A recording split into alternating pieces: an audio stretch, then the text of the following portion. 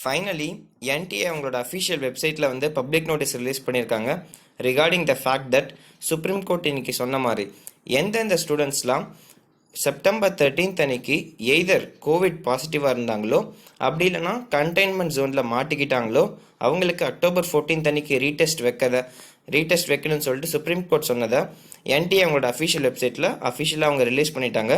So அவங்க என்ன சொல்கிறாங்கன்னா எந்தெந்த ஸ்டூடெண்ட்லாம் அந்த ரெண்டு சுச்சுவேஷனில் மாட்டிக்கிட்டாங்களோ எய்தர் அவங்களுக்கு கோவிட் இருந்திருக்கலாம் இல்லைனா கண்டெய்ன்மெண்ட் ஜோனில் மாட்டிக்கிட்ட ஸ்டூடெண்ட்ஸ் வந்து கன்சர்ன்ட் அத்தாரிட்டி கிட்ட ப்ராப்பரான ஒரு டாக்குமெண்ட்ஸை வாங்கிட்டு வந்தாங்கன்னா கண்டிப்பாக எக்ஸாம் அன்னைக்கு எக்ஸாம் ஹாலில் அலோவ் பண்ணுவாங்க. வெரிஃபிகேஷன் பண்ணிவிட்டு மதியம் அக்டோபர் 14th அன்னைக்கு மதியம் 2 PM to 5 PM வந்து எக்ஸாம் எழுத அலோவ் பண்ணுறதா NTA அவங்களோட அஃபிஷியல் வெப்சைட்டில் ரிலீஸ் பண்ணிட்டாங்க. ஸோ இதுக்கான டீட்டெயில் காப்பி அவங்க பப்ளிக் நோட்டீஸுங்கிற ஆப்ஷனில் போட்டிருக்காங்க. இந்த செஷனில் இந்த வீடியோவில் நான் சொல்ல நினச்சது இதுதான். இதெல்லாம் சேர்த்து அக்டோபர் 14th அன்னைக்கு அவங்க எக்ஸாம் எழுதுனதுக்கப்புறம் அந்த ரிசல்ட்ஸோடு சேர்த்து செப்டம்பர் 13th நார்மலாக எல்லாரும் எழுதுனாங்கல்ல அந்த ரிசல்ட்ஸோட கம்பைன் பண்ணதுக்கப்புறம் நியூ ரேங்க் லிஸ்ட் ப்ரிப்பேர் பண்ணி அவங்க ரிலீஸ் பண்ணுவாங்க அக்டோபர் 16th அன்னைக்கு.